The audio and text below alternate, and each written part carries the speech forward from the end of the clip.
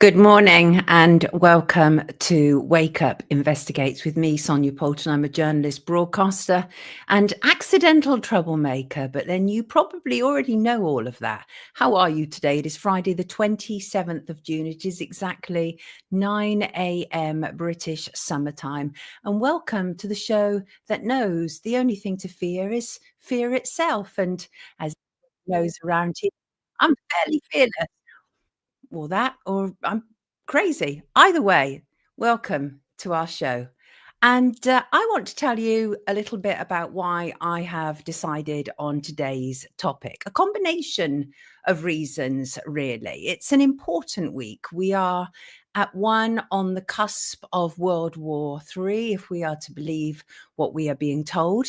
And the great US has carried out bombing at the behest of Israel. Meanwhile, in the UK, our lawmakers are showing extreme bias and subservience towards Israel too. And this week, the British Home Secretary went a step too far in what I consider to be her bias towards a foreign government. It was, as they say, the straw that broke the camel's back, the moment I could no longer ignore. And so today's wake up is to tell you this: people, we've been infiltrated for decades, maybe even a century. But either way, in 2025, we have reached a point where all the infiltration and influence that came before is reaching something of a critical mass, a crescendo, if you want, right in front of us on the world stage.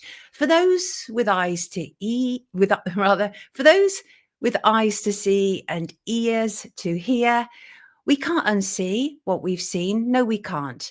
And the next step after that, for me at least, is to tell people everything I know. And that is where we are today. But first of all, let me answer the question that many of you will ask. Why am I focusing on Israel? Why not Russia? Why not China? Well, because it is only Israel that is wielding this level of extensive life-changing power over our members of parliament and therefore us, the British people. I should say I do intend to do a part two, and that is to look at Islam's influence on the UK. So if you're feeling left out, don't be. So, and also just to say, Chinese influence has resulted in what? Several dodgy MPs here and there getting a kickback. And I'm not dismissing it. It's wrong. It's very wrong. But none of it is on the scale with what happens in the UK to do with the promotion of Israel. And as for Russia, please, it no longer has really any sway whatsoever over British MPs, as evidenced by the continued demonization of the country and the leader, and the fact that as soon as the Ukraine and Russia conflict blew up, British government shut down Russian media based in the UK, including Russia Today, which I had worked on for about 10 years. It was a fantastic team, and they were constantly calling out the British government. But like all state media, like the BBC in the UK, it cast Russia in a good light. So it had its own biases, but it didn't ever shy away from holding the British government to account. And that's why it had to go. Yes, indeed. And I'm also focusing on Israel because, I mean, honestly, there's a genocide taking place there in Gaza at the hands of the Israeli government and its vast army of globalist leaders and supporters all around the world. I mean, just the figures alone should tell you something, right? We know that 1.9 million Gazans have been forced to flee from their homes. This is all since the October 7th attack. We know that 127,000 approximately have been injured in Gaza. And we know that approximately 93,126 people have been killed, including 38.5% children and the elderly. I don't need to convince you of what's taking place. The power of Israel is everywhere to see.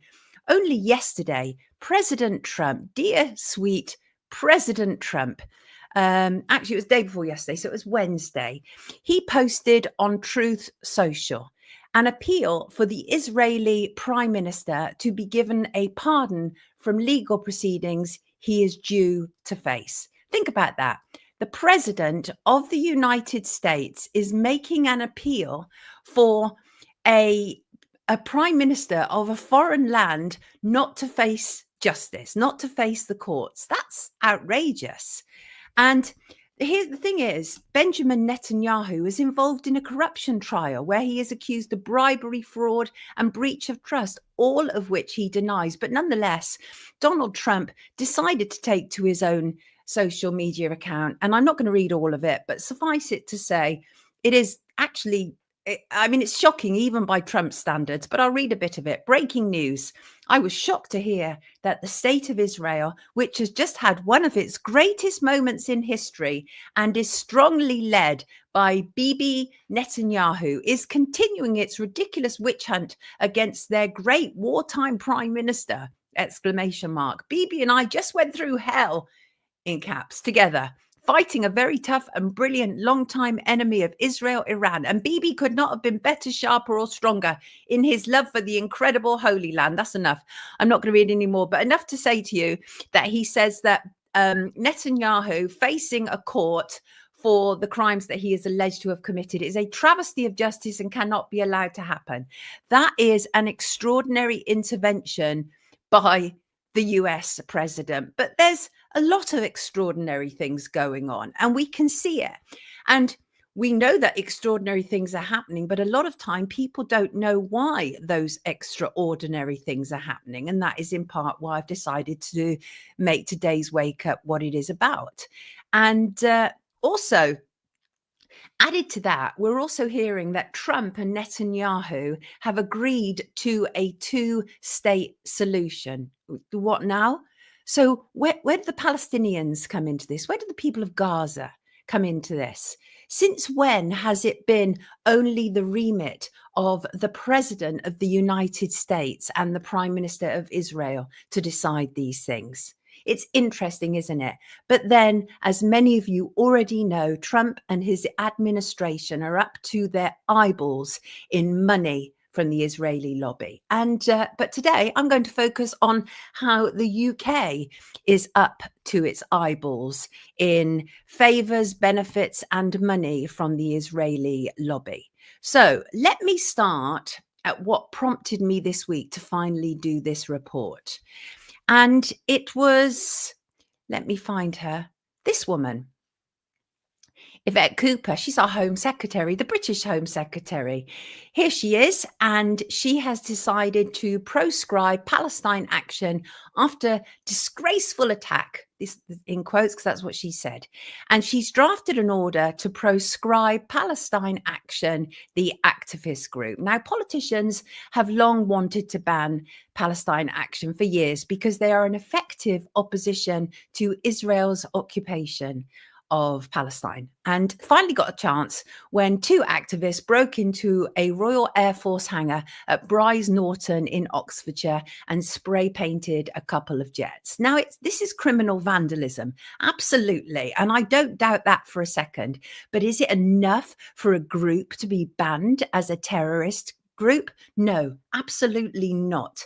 They are not the first activist group to vandalize property, and the individuals should absolutely be criminally charged. I do not support vandalism, but for the Home Secretary to prepare paperwork to ban them as a terrorist organization and to make membership of Palestine Action a criminal offense is an extreme reaction to vandalism. And many people and many groups, including a legal challenge, are objecting to it. It is my opinion and honestly held belief that Yvette Cooper, our British Home Secretary, is compromised by her involvement with Israel supporters, including the lobby group Friends of Israel. Registered interests note that the British government is practically rolling in it from pro-Israeli individuals and groups. This includes pro-Israel millionaire Gary Lubner, who gave Labour £4.5 million in 2023 alone. In June 2023, Lubna had given Labour and Cooper £210,000 for what we are told was to pay for 3 additional members of staff for her office over the next 18 months. You can see this is a tweet from Labour Friends of Israel, and there is an image of Yvette Cooper speaking at an event. And here's the thing. None of this money or benefits or favors is given out the kindness of anyone's heart, not at all. It's not the first, it won't be the last contribution to Yvette Cooper, and her connections with the Israel lobby is nothing new. I mean, it's literally nothing new. She has long been aligned with Labour Friends of Israel. Labour Friends of Israel has refused frequently to disclose where it gets its money from, by the way, but claims it does not receive any money from Israeli government or the Israeli embassy. Now, that is really highly questionable, because given a previous undercover report, more of which shortly, and it uncovered that former LFI chair Joan Ryan was talking about a £1 million payment with an Israeli diplomat to further the message. And the thing is, Yvette Cooper is part of a system that has embraced Zionism in the Labour Party and the benefits and favours that come with it. But to be very clear, she is far, far from alone, and it would be unfair to tar her like that. But she was the straw that effectively broke this camel's back, because I saw so clearly with such transparency that her decision to proscribe an activist group, when there have been other activist groups who have done far more, but it's what this activist group represents. And that was when I saw that our British Home Secretary is almost certainly captured and occupied. And that therefore means that we, as Brits, we're also occupied too. So as I say, she's not alone. Lawmakers, our politicians in Parliament, are occupied by lobby groups that throw around incentives like confetti, and the only return they require is our politicians represent Israel in their job. But we are the UK. We are England, we are Scotland, we are Wales, we are Ireland, we are not Israel. But because of the complicity of people in public life, the needs of the British people are secondary to the needs and wants of the Israeli government. This is not hyperbole. This is a fact. For the last 3 years, I have catalogued the relationship between the influential lobby group Friends of Israel and our members of Parliament, as well as local politicians. And I have painfully, very painfully, come to the realization that rather than it just being more sellout MPs, this is actually a well-funded, well-organized takeover. Yes, indeed, that is what it is. That is the reality. And I know that's very difficult for some people to accept. And today I'm going to bring together my research and add to politicians who are under the influence other areas of British life, including media and law. I will show how our politicians are traitors and our media is propaganda for Israel. I am in no doubt that due to Israeli lobby groups, and few are more powerful and wide-reaching in British public life than Friends of Israel, our policies, including war, including immigration, and including, well, pretty much anything that you can think about that is bothering us on the world stage at this moment in time, is being shaped by the desires of the Israeli government. And that is not in the interests of England and the UK and our people. That is in the interests of the Israeli government, not us. Now, to be clear, the Israeli lobby in the UK is huge and extensive and encompasses organizations like the Board of Deputies, Jewish Leadership Council, and the Zionist Federation of Great Britain and Ireland. But when it comes to politics and the shaping of our laws, few have the reach of Friends of Israel. So let's start with the Israeli government, first of all, led by Benjamin Netanyahu, a forceful, extraordinary presence on the world stage, something of a snake charmer with world leaders. Netanyahu is the longest serving prime minister in Israel's history, having served a total of over 17 years and over different periods, starting from 1996 and up to present date. His all-encompassing desire to get everyone on side has resulted in years of people being bribed, although they will deny it, being blackmailed, although they will deny it, to promote Israel. And that even includes American MAGA influencers who have been busted in recent months for being online mouthpieces for Israel. Now, the APAC tracker in the US is absolutely brilliant and tracks the politicians who have been paid to promote Israel and the Zionist agenda. And in the UK, the influence of the Israeli government is influencing politics, influencing media, influencing law, and more. First time I became aware of the Friends of Israel was via an Al Jazeera report in 2017, which I referred to earlier. It's a 4-part series called The Lobby, which is an extraordinary piece of journalism, and I highly recommend it. The Lobby revealed much, including the exchange with former LFI chair Joan Ryan and what appeared to be some seriously questionable lobbying to spread Israel's influence in the British Parliament. When I first saw The Lobby and Joan Ryan and her team's extraordinary, what appeared to be corrupt and problematic behavior, I assumed it must be an anomaly, that this could not be something widespread. I was in the middle of making my film Paedophiles in Parliament at the time, and so I didn't have the time to fully explore it. It was only much later that I was able to pick up where I left off. The Lobby covers how Friends of Israel worked to infiltrate primarily the Labour Party as a consequence of the success of the BDS movement, which is to boycott and divest Israel.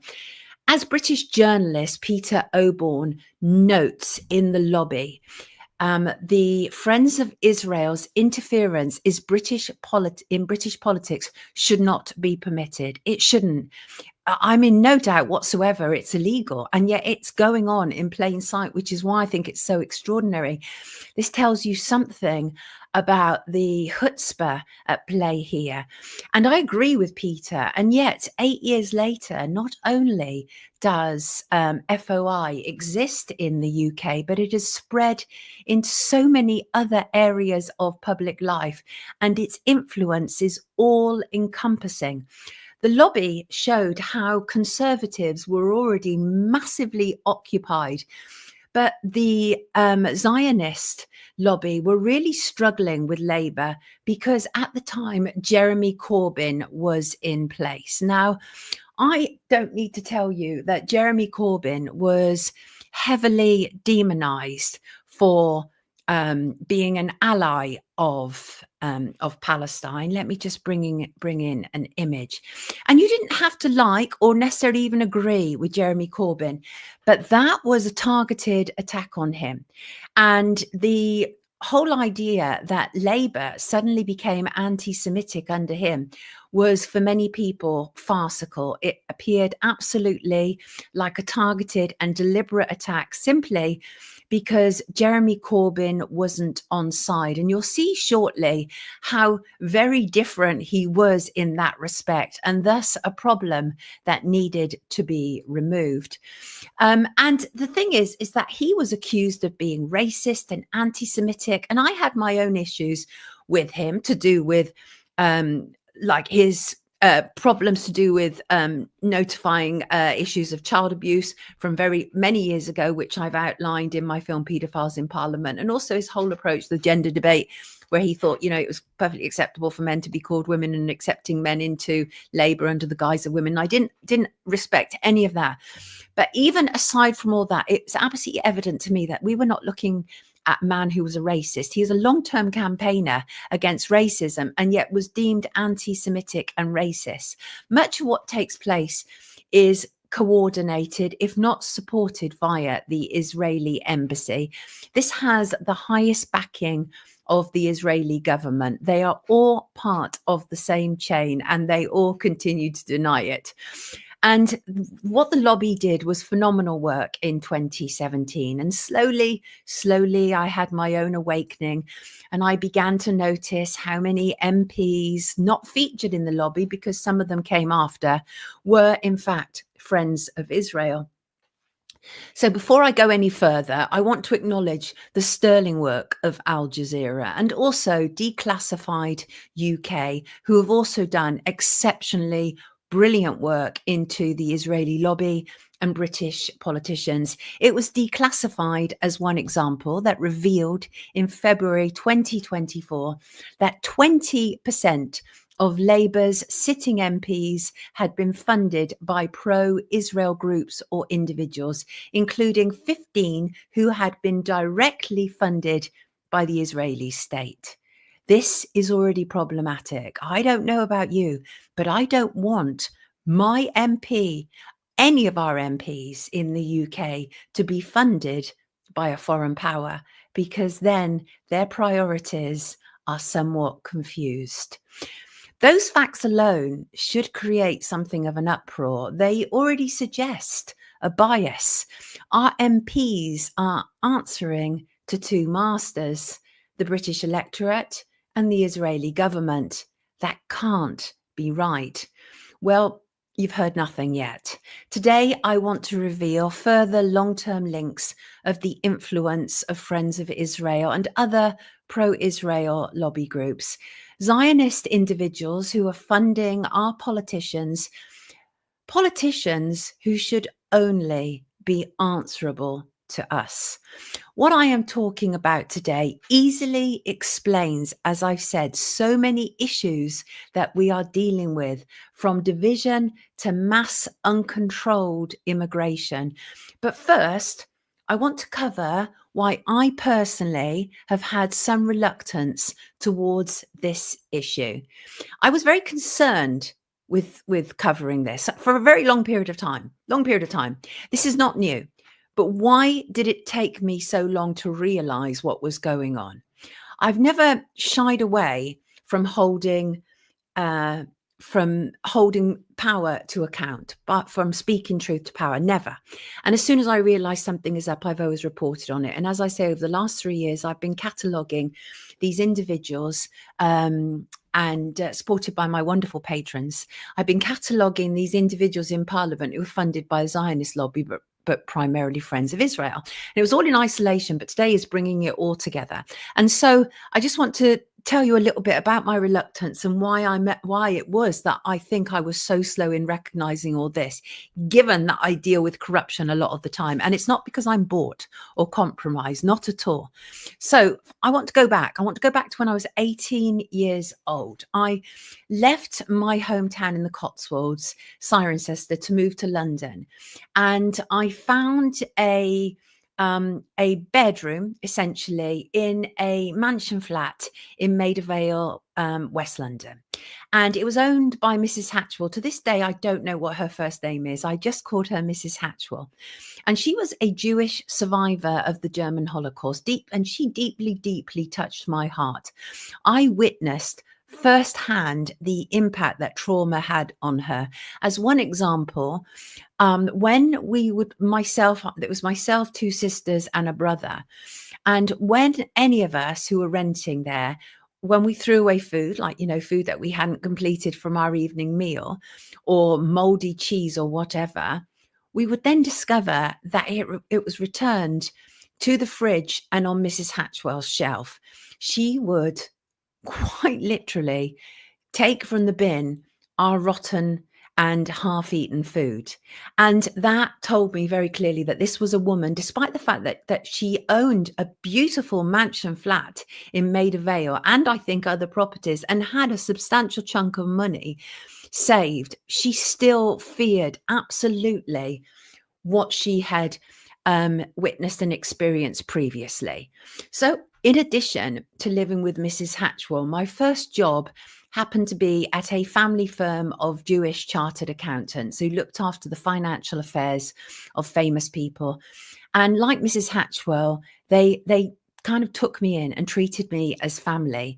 They took me in to start with as a receptionist. They promoted me to secretary to one of the partners in next to no time. The elder of the firm, a small man who sort of terrorized the staff and partners. He was nasty, he was vitriolic, and many a secretary wound up in the loo sobbing after an interaction with him. But he was a one-off. The rest of the partners, and I didn't put it down to him being Jewish, but just a grouchy, miserable old git. But the rest of the partners were wonderful, and they treated me wonderfully. For 2 years, they became my family, like Mrs. Hatchwell did. And I think that the combination of those events and being taken in by Jews who took good care of me made me really unwilling to look at what, to a degree, people were telling me was going on in Israel, as one example. To be absolutely abundantly clear, I am not anti-Jewish, I'm not anti-Semitic, but an investigative journalist who cannot, an investigative journalist rather, cannot ignore the influence of a foreign power. And at a time when we are edging ever closer to World War III and they have skin in the game. I'm also not a Holocaust denier, just to be absolutely clear about that, but I am also not blind to lies and propaganda that we have been told for decades. And yes, please note, we've been taught to say the Holocaust as if only one Holocaust existed, but genocide and ethnic cleansing has taken place all over the world. There are many. And that should tell you already the power and influence over our media and our mind that has been coming from Israel for a very long time. And added to which, the moment I started covering these issues, of course, I was being accused of being anti-Semitic because that word alone has been weaponized. And I know that many of you are familiar with this. Yours is a voice of criticism we don't often hear in the United States.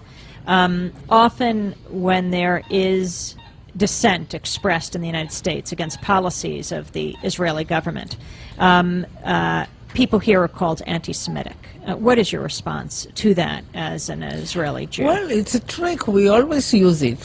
When from Europe somebody is criticizing Israel, then we bring up the Holocaust. When in this country people are criticizing Israel, then they are anti-Semitic.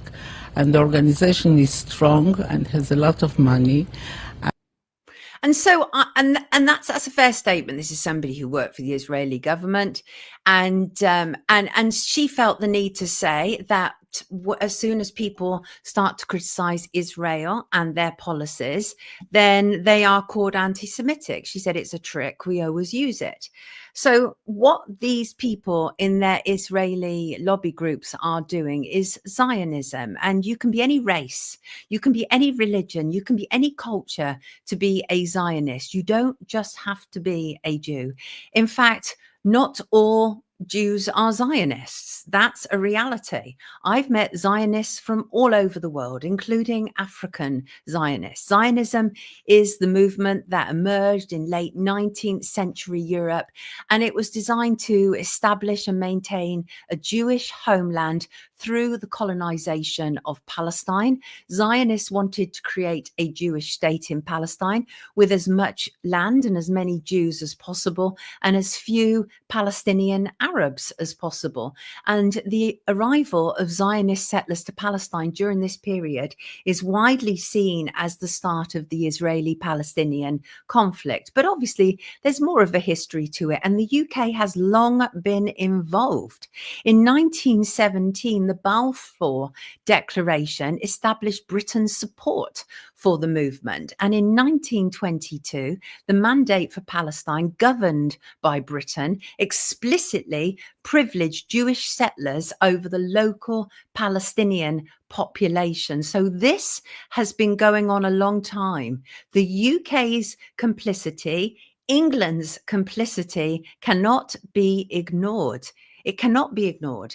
And critics of Zionism actually often say it is Zionists themselves who are supremacists, who are colonialists rather, who are racists, and they have a settler ideology, which is superior. And Friends of Israel, who I want to primarily talk about today, is a Zionist operation. So let's start at the beginning. Who are Friends of Israel? Friends of Israel, quite simply, is a lobby group with branches throughout the world. In the UK, it is directly linked, as I say, to both the Israeli embassy and the Israeli government, even though they want to deny that. They are not a secret group. This is not the Freemasons.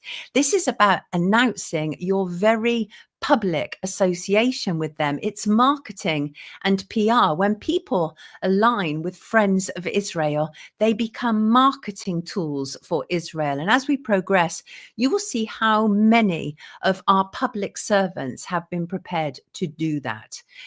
Let's start with all prime ministers. I did a handy little graph there. You can see right from Harold Wilson in the 70s to present day Keir Starmer in 2025, every single British Prime Minister, bar one, I'm going to tell you about him in a minute. Every single British Prime Minister has been a staunch supporter of Israel, and many of them, like Harold Wilson, were part of Friends of Israel. So it's been going on a very long time, and the influence cannot be denied. So we are talking about Margaret Thatcher, John Major, Tony Blair, Gordon Brown, Theresa May, Boris Johnson, Rishi Sunak, Liz Truss, and Keir Starmer. The only one was James Callaghan, who came after Harold Wilson, and he was said to be sensitive to what was going on in the Middle East, but he was not part of the big promo as the other MPs were. And it may well be that he attended one or two gatherings, dinners, although I can't find actual details about that. But I've had historians say to me, yeah, no, he was there, but I can't find that. Actually, what I can find is him quite seriously criticizing what was going on and being very angry at how our parliament was already captured. And that was back then. That was 70s, 80s. And, you know, the funny thing is, many thought that Harold Wilson, a staunch lefty, would be opposed to Zionism and the establishment. But actually, in fact, Harold Wilson was not only a huge supporter of the Queen and the royal family, but also of Israel. And not one of them has properly dared to challenge or oppose Israel. And as I said, the only potential one who did was Jeremy Corbyn, and he never made it to Prime Minister. And that might explain why, because he was popular. He was exceedingly popular, more popular than what had come before him.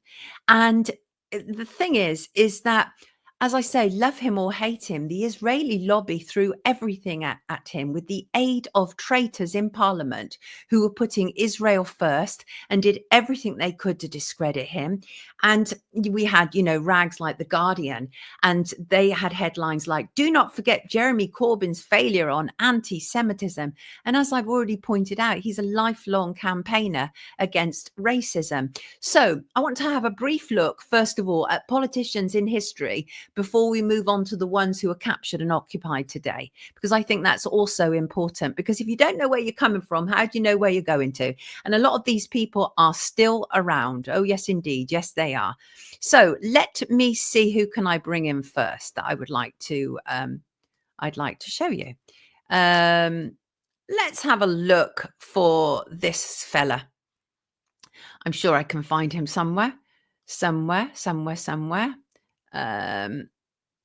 I might not be able to. I want to talk about Tony Blair.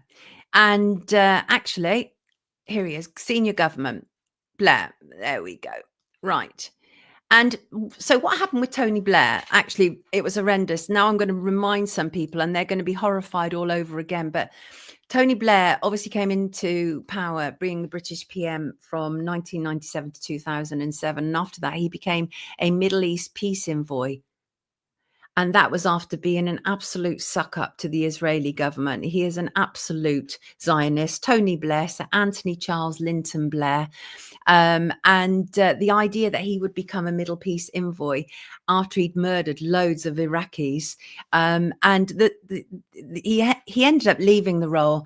He was deeply criticised by many organisations and many people. They said he was far too cosy to Benjamin Netanyahu. The role eventually ended with Blair, shocker, not having solved the Middle East crisis, but being very, very comfortably off as a consequence, no doubt.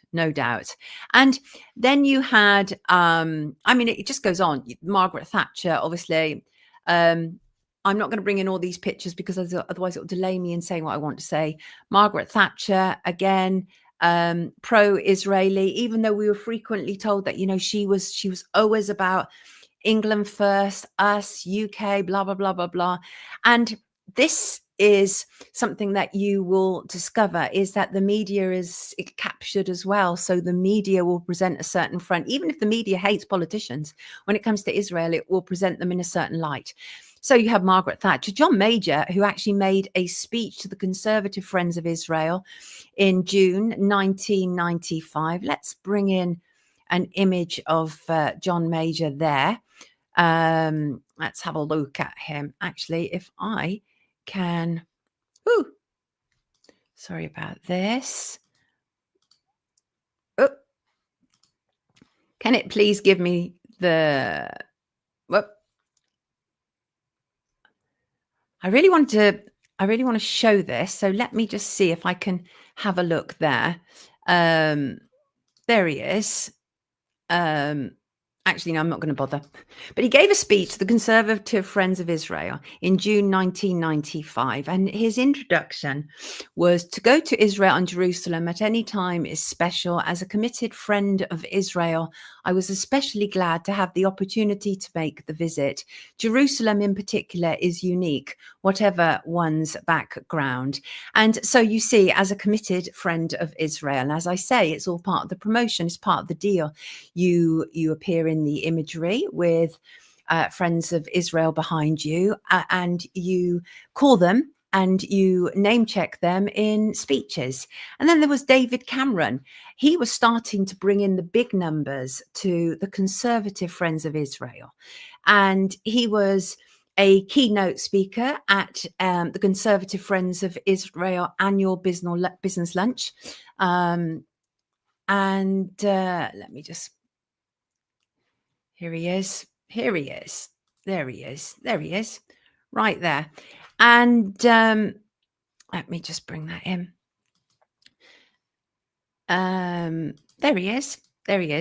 And he actually, what he did on that day was he attracted over 150 Conservative parliamentarians, including 13 members of his own cabinet and around 40 prospective parliamentary candidates, all to that lunch, that Conservative Friends of Israel business lunch on December the 18th, 2014.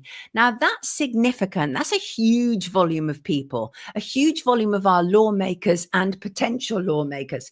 Excuse me, let me have a glug of lemon water. In his speech, the Prime Minister, David Cameron, underlined that he was a solid friend of Israel, saying, "I've been a friend of Israel through thick and thin. I believe in Israel, and that belief is rock solid. It is an extraordinary nation, and even more extraordinary when you think where it is." Indeed. Mr. Cameron asserted that the Conservative Party, in quotes, will always stand behind Israel, the homeland of the Jewish people. And the Prime Minister praised the work of the Conservative Friends of Israel, calling it an amazing organisation, bigger today than I've ever seen it. And this group is a friend of the Conservatives for the past 40 years.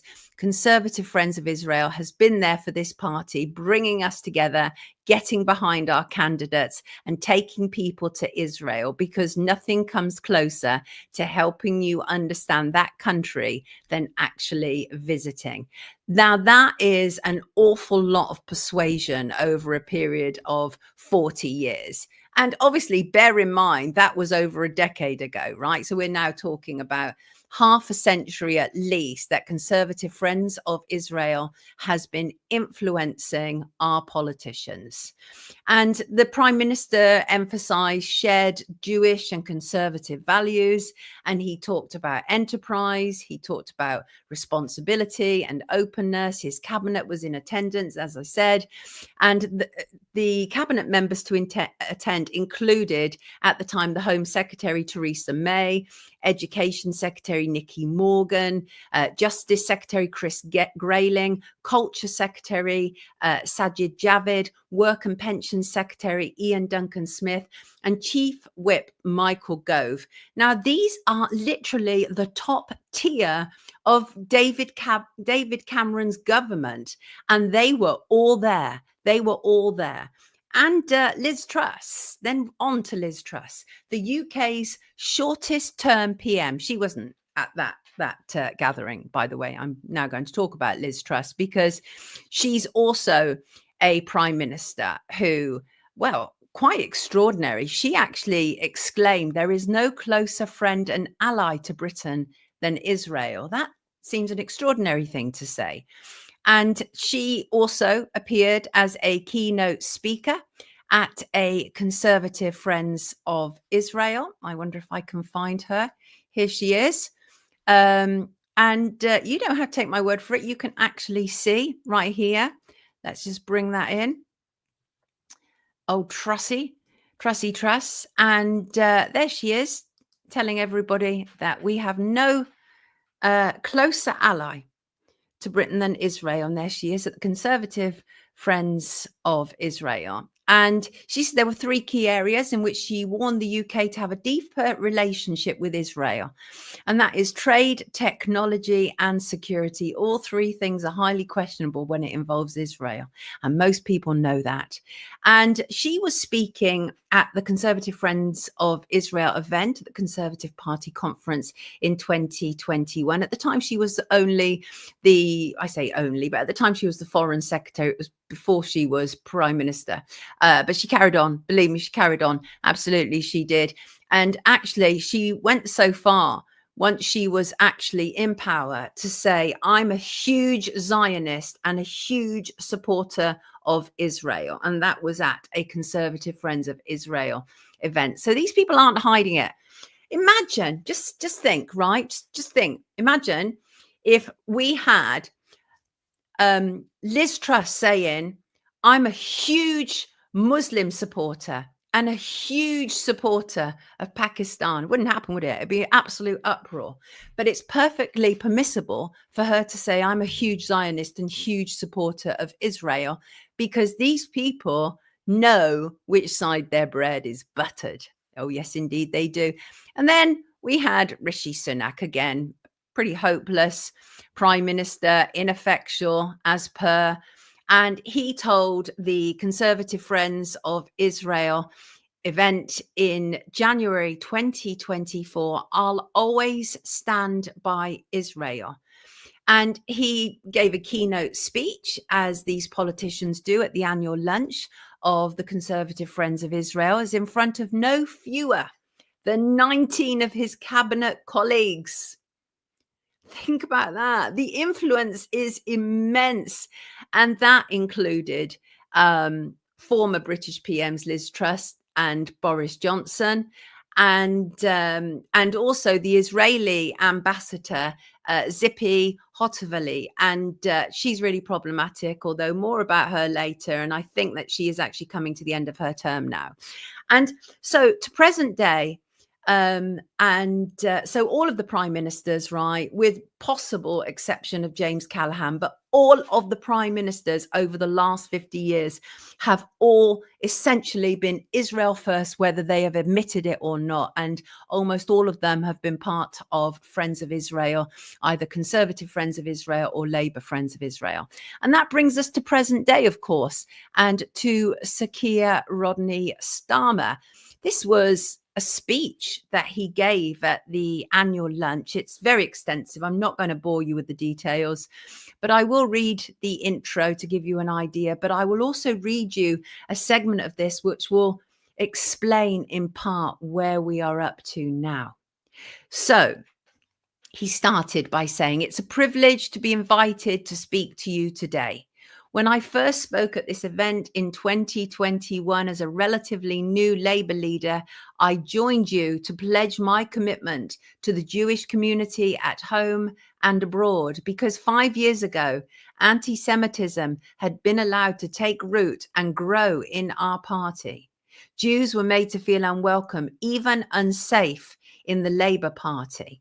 And he goes on to say that they were a party that broke the trust of the Jewish community, a party that had lost its way.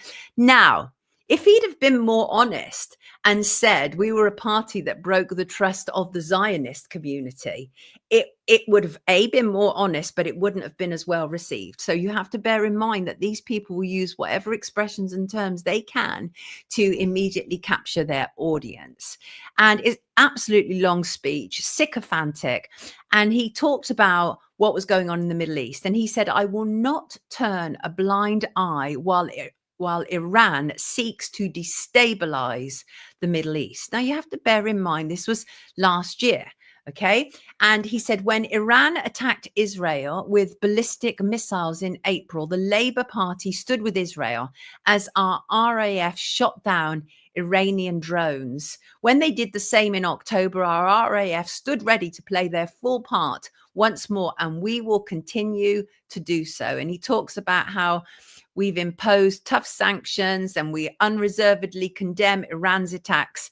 And he goes on to say, "Make no mistake, Iran is a state sponsor of terror, whether that's through their funding, training and support for Hamas, making the October 7th attack possible, or the Houthis who have attacked Israel and caused chaos to international shipping, or for Hezbollah in Lebanon." So took out essentially all of the Israeli government's opponents in one slick speech. And he said, "We welcome the ceasefire agreed in Lebanon last week." Well, of course, that didn't happen. Okay, it might have happened momentarily, temporarily, but it hasn't happened for the long term. And then it's important to understand that these politicians, these prime ministers, are not just individuals. They are surrounded by the big banner. They're surrounded by the big banner. And so what you have, if I can just find it, is the fact that they are, for example, here's the Conservative Friends of Israel. And the Conservative Friends of Israel, there, you can see that image there. That's a current image. That is with the current leader of the Conservative Party, Kemi Badenoch, or Badenoch, however you want to pronounce her name. Either way, she is an absolute Zionist. And I would argue, along with all the other politicians that I'm talking about, a traitor to our country. More about her shortly. And Conservative Friends of Israel, very bold in what they do. They say they work to promote its twin aims of supporting Israel and promoting conservatism in the UK. With more than 2,000 supporters, Conservative Friends of Israel is active at every level of the Conservative Party. Yes, indeed it is, and has been for a long time, and the British public need to know more about it. And it goes on to say on the homepage of CFI that CFI organises numerous events in and around Westminster, takes Conservative parliamentarians and candidates on delegations to Israel, and campaigns hard for Tory candidates in target seats, and works to ensure that Israel's case is fairly represented in Parliament. That shouldn't be happening. That shouldn't be happening. All of these people are compromised. They are. And let's be absolutely clear here. any politician that is taking money, incentives, inducements, favors, or benefits from any foreign power is a traitor, not just Israel. Anyone.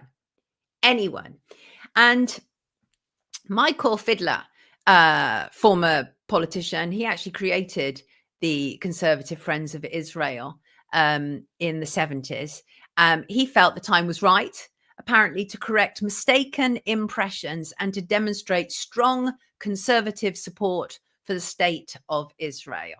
So you have Labour Friends of Israel. You have Conservative Friends of Israel. Okay, it would suggest that that might be it, as if.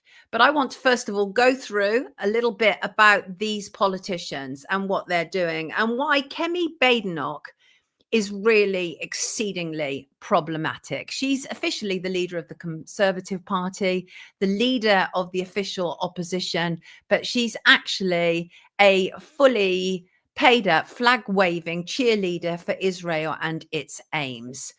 On May 19th, 2025, so just last month, she delivered a keynote speech at Conservative Friends of Israel Business Lunch. I wonder if I have an image there that I can share with you.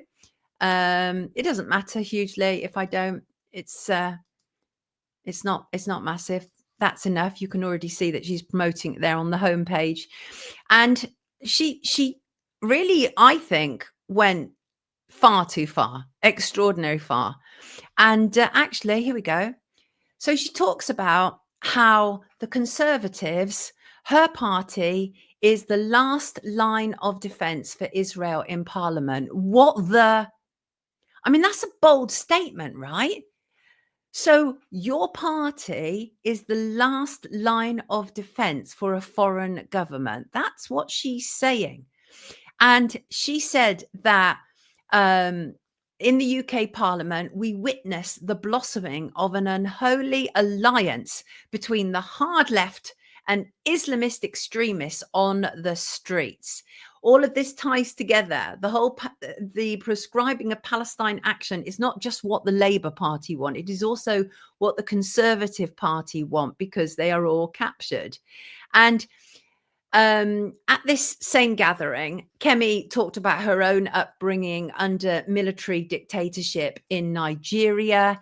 She reiterated her deep support for Israel and its values, which she said were also British values. No, British values are something else. I mean, this is exactly it.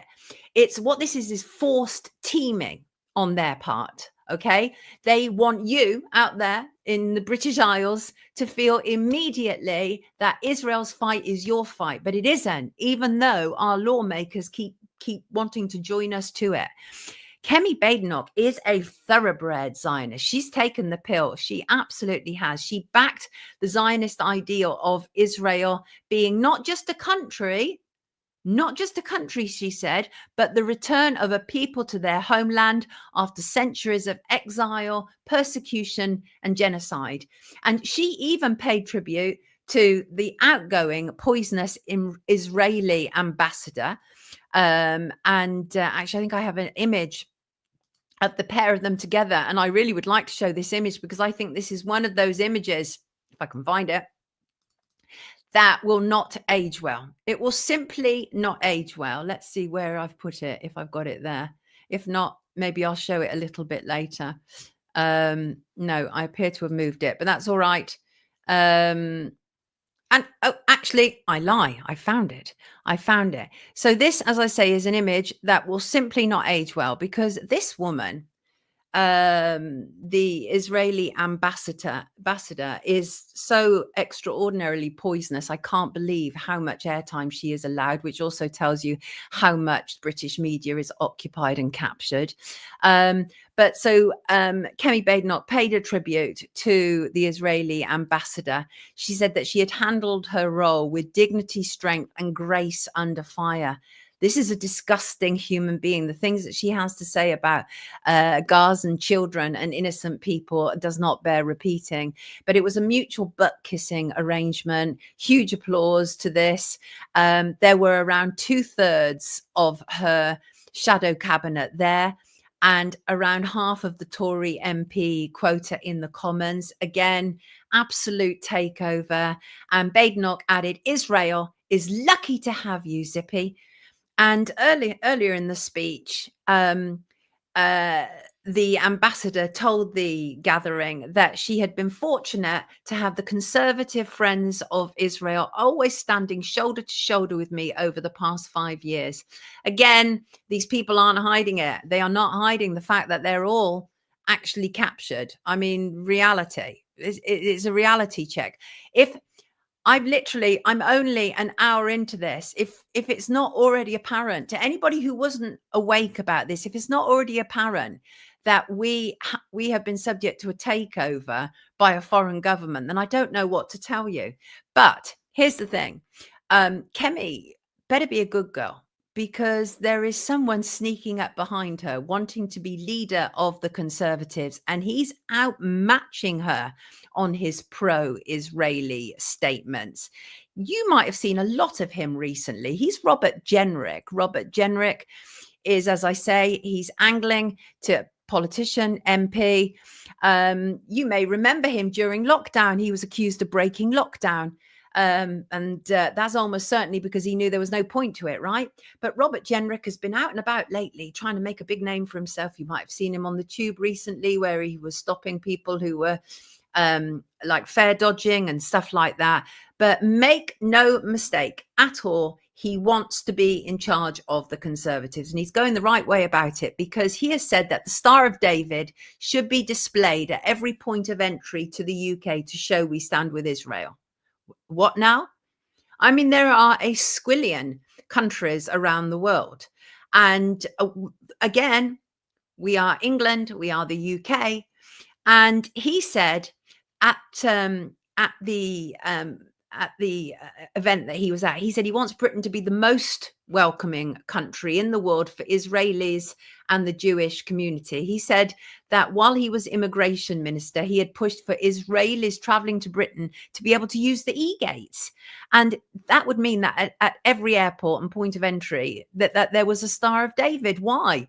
Why are they getting such privilege just to be able to use the e-gates, right? And he actually wore a hoodie emblazoned with the words Hamas are terrorists. So you can imagine that was quite a crowd pleaser for the conservative friends of Israel. And he also he used the remark to promise if he became prime minister, he would move the British embassy to Jerusalem. Now, if anybody can remember when Trump did a similar thing with the American embassy, this is a really huge, massive political statement to do such a thing. And why does Robert Jenrick think that we should give Israelis such preferential treatment? Why should we be, according to him, the most welcoming country in the world? And it just seems really bizarre. But here's the thing. So at this moment in time, Kemi Badenoch and Robert Jenrick are both vying for their Zionist supporters to see them as the ultimate conservative leader. And so you have Kemi saying, for example, this week, the attack on Israel is part of a broader assault on Western values, an assault on free democratic countries from an axis of authoritarian states. Their fight is our fight. No, it ain't Kemi. Kemi, no. No. Their fight is not our fight. When you say our fight, do you mean you and politicians? Because Israel's fight is not my fight. No. I'm really sick and tired of, like, throughout my entire life, always hearing about Israel. And that, again, is why I've decided to do this, because it's like, why has Israel been uppermost on a constant basis? And it is because of the power that Israel and Zionists wield around the world. And it's happening today and in ever increasing numbers. And the thing is, Kemi was at a secret event recently. And let's just bring an image of her back to the stage. She was at a secret event, an event marking the anniversary of Israel's 77th Independence Day. That was on the 13th of May last month. It was a private gathering. It was organized by the Israeli embassy. Speakers included the Israeli ambassador and Maria Eagle, the UK Minister for Defence, Procurement and Industry. Reportedly, comedian Jimmy Carr was also there. I don't know about you, but he's one of the most unfunny comedians ever. But then when you start to see, oh, I see, right, oh, okay, so he's supportive of all of this then. Well, that might explain some of his popularity. And Kemi Badenoch was there, and Reform leader Nigel Farage was also there. So I think it is fair to say that the tentacles have also spread, not just based on that, because I'm going to tell you more shortly, but the tentacles have also spread to the so-called new alternative party. But the thing about that event at the Science Museum is that the museum staff were kept in the dark about the event. They were not told. They were simply told that a large corporate function was taking place. They were instructed to leave early on in the day with minimal notice. And then when staff find out, well, the stuff hit the fan, and staff demanded an apology for being kept in the dark because it wasn't normal. They were normally completely up to speed with what was taking place. So what was so special about this? And guess who is the museum's chairperson, right? George Osborne, former Chancellor of the Exchequer. He wrote to staff saying, let's bring in an image of him so we can be in no doubt who we're talking about here. Where is he? Where is you? Yeah, here he is. And oh, there he is. Here he is at a Conservative Friends of Israel event a few years ago. But so he's now the chair of the Science Museum. He wrote to the staff. He attempted to explain it away, saying we're a public body, stewards of a national collection held in trust for the public and in receipt of large sums of taxpayers' money. Those who work for the museum are employed as public servants. It is for the democratically elected government of the day, accountable to our parliament and ultimately to you as citizens, to determine our nation's foreign policy, he continued. What a crock! What a crock. He said it would not be appropriate for the museum to refuse to engage with any country with which the UK government maintains diplomatic relations. Diplomatic relations is probably their explanation for being compromised. But it was contrary to the museum's code of conduct, which talks about how staff must refrain from political advocacy in a personal capacity while simultaneously committing to uphold the highest standards of ethical practice.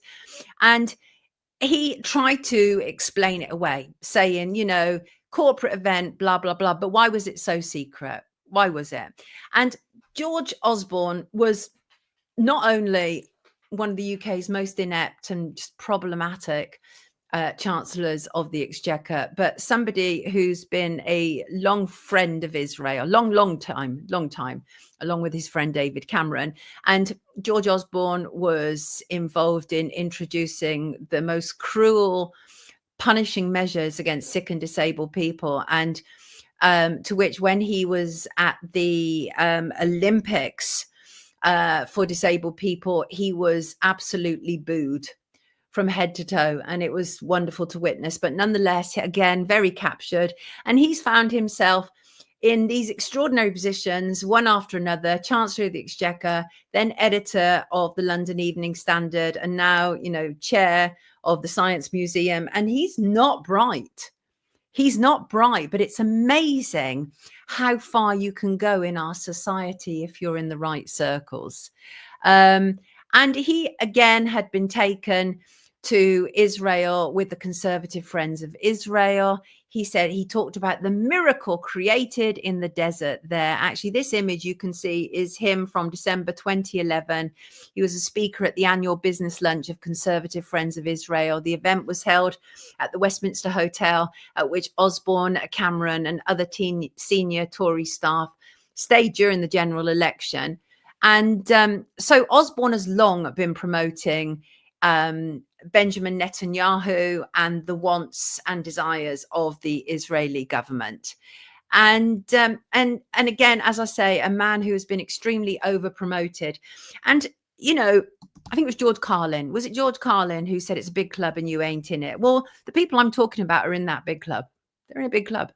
And so often people, journalists especially, shy away from talking about any of this because they are petrified about being cancelled.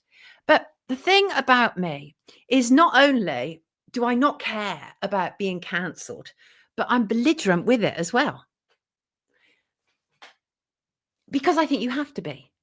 I wasn't raised to kowtow to anybody, least of all a foreign power that is literally buying influence. No sirree.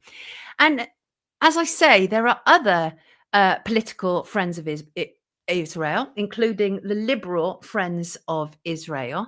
The liberal Friends of Israel have gone so far as to say that they were actually the first group formed with the objective to maximize support for the state of Israel within the Liberal Democrats and Parliament. And you get people like Ed Davey, who are all part of the whole same push, etc.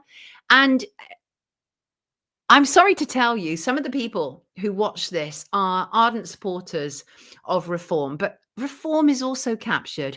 Well, at this moment in time, I'm not aware of a reform Friends of Israel. The leaders are all doing their bit. Let's bring in some more imagery. And it's important to note that even if they aren't actually part of some sort of official lobby group, if they are appearing at events and if they are making the right noises, then they are involved. So let me bring in this image, if I may. Where have I put it? Let's just, I'd like to find it if I could. There it is. There we go. Right. This was Richard Tice. Richard Tice, of course, is of Reform.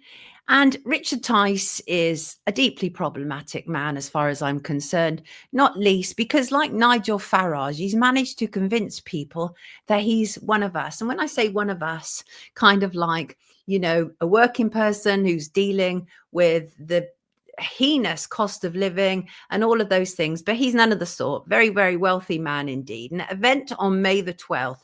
So just last month, 2025, Richard Tice went so far as to claim wildly and contrary to any evidence that the hardest thing to do in Parliament is speak up for Israel and the Jewish community. What a load of crock, which brings me to the other thing, the other weaponization, and that is this whole idea that Israel are always the victims, always. And that's what he's doing. That is where he's placing it. Oh my gosh, this poor beleaguered government that is paying organizations and people all around the world and has done for at least 50 years. You can't talk about it much in Parliament. What a load of nonsense. He is, of course, deputy leader of Reform UK. He's claimed literally that the scariest and hardest thing to do in the House of Commons is to speak up for Israel. It's ridiculous, absolutely ridiculous. He claims that he was hissed at by MPs. Well, he might have been. They do that all the time. And if you're anything of a politician, you shouldn't be scared by that. Or maybe you're just a wuss. Or maybe you're just a talking, you know, a talking head for the Israeli lobby. I don't know. But what I do know is that this was an event that he was at, which was organized by the National Jewish Assembly. It was not a Labour Friends of Israel or Conservative Friends of Israel or a Friends of Israel event, but the two groups have the same interests. And the National Jewish Assembly works with the backing of the Christian Friends of Israel, another branch. The aims are absolutely the same. That is to promote Israel and Zionism in British life. That's it. Simple stuff. All areas: government, media, law, religion, education and finance. And Richard Tice is there. Richard Tice is your man. Absolutely. And at that same event was Alison Pearson, Telegraph columnist, who also co-founded the British Friends of Israel alongside Toby Young. More about those two shortly. And Pearson, actually, I think I might have an image of Alison Pearson from that event. Let me just bring it in. I would like to document as much as possible here. And let's just have a look, see if I can find use pics. Pearson, let's find her. maybe not, maybe not. But I will. And so Alison Pearson, Telegraph columnist, actually, there it is right there. There you go. A lot of them I had more prepared than I thought I had. Here's, oh, actually, no, that is an image that I want to use shortly, not just this minute. But Alison Pearson, Telegraph columnist, and she was part of a panel on anti-Semitism in policing and public order. And she is a major advocate. And Tice at the same event claimed to be an early advocate of banning the regular what he described as anti-Israel marches, which he said took over London every 2 weeks for many months after October 7th. Those marches should have been banned. They have been an absolute catastrophe for our country. Well, no, this goes back again to Palestine Action, right? And that is, if we start banning marches, we're on a hiding to nothing, because you might be out there saying, yeah, those marches should certainly have been banned, but let's ban them, and then eventually it'll get round to you, whatever your cause and campaign is, because these people are tyrants. This is totalitarianism that we are experiencing. And once they get an opportunity to ban any form of dissent, they're going after every other area of dissent, which is another reason why we shouldn't be applauding the banning of Palestine Action. Palestine Action are not terrorists any more than the people on the streets were terrorists. You will always find numbers and people who are problematic in any gathering. And you only have to look at your favorite gathering to know that that's a fact. And anyway, so I do want to talk now actually about the British Friends of Israel, which is slightly different to the long-term political Friends of Israel. So in November 2023, shortly after the October 7th attack that kicked off kind of like recent world events, obviously in the Middle East, the British Friends of Israel was formed, a limited company, and the directors are extremely interesting. 6 directors, there are now 5.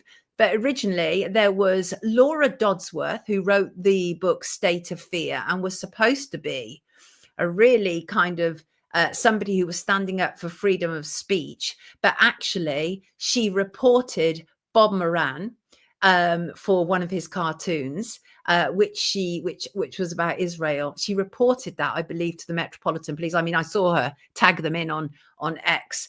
So that's one person who was a British Friend of Israel, but she actually resigned as a director, but the rest remain in place. There is Francis Hoare, a barrister who emerged during the whole C-19 issue, and he was like fairly outspoken and kind of standing up for common sense. Janet McVarish, I don't know who she is, but she's an academic. That much I do know. I don't think she's Toby Young's wife. No, I don't think so. And then there is Alison Pearson, who I've just mentioned, journalist and author. She is a director of the British Friends of Israel. And then there is Ian Rons, who is also a director. And the other person of interest, I feel, is Toby Young, who is also a director. And all of them were appointed on the 24th of November, 2023. And it should be noted, of course, that most recently, actually, here's some of the company details, so you can see all of it. It's all there for you to see. And very interesting. I remember when a friend sent me this, first of all, and she was like, what is this? And then it was like, it was so clear, it was so evident what was taking place. And Toby Young, let's just bring in an image of him, because why not, right? Toby Young was actually made a lord in January 2025, and I'm sure it's not going to surprise you to hear who nominated him. Who nominated Toby Young to become a baron, right? In the Lords. Why, none other than Kemi Badenoch. Kemi Badenoch, right? She nominated him because these people all work together and they all join up, don't they? And I think that's interesting. But one of the very first jobs of the British Friends of Israel is actually, before I get onto that, just to say Toby Young is, again, another one like George Osborne, who is unspectacular in so many respects. He's now Lord Young of Acton, but he's absolutely an unspectacular human being, not only as a journalist, but he's also founded, of course, the Free Speech Union, more of which, because there's lots of crossovers with these things and they all seem to be supporting the same thing. And I think that's problematic. I think it's a takeover of our media under the guise of whatever, free speech protecting us. But Toby Young, as I say, never really stood out to such a degree that when he didn't get into the university of his choice, which was, I think, Oxford, his father, a peer, put pressure on them. His father was Michael Young, later Lord Young of Dartington, a Labour life peer and sociologist. And he put pressure on the university to accept his son. And in the end, Toby Young was offered the place at Oxford University because it was by mistake.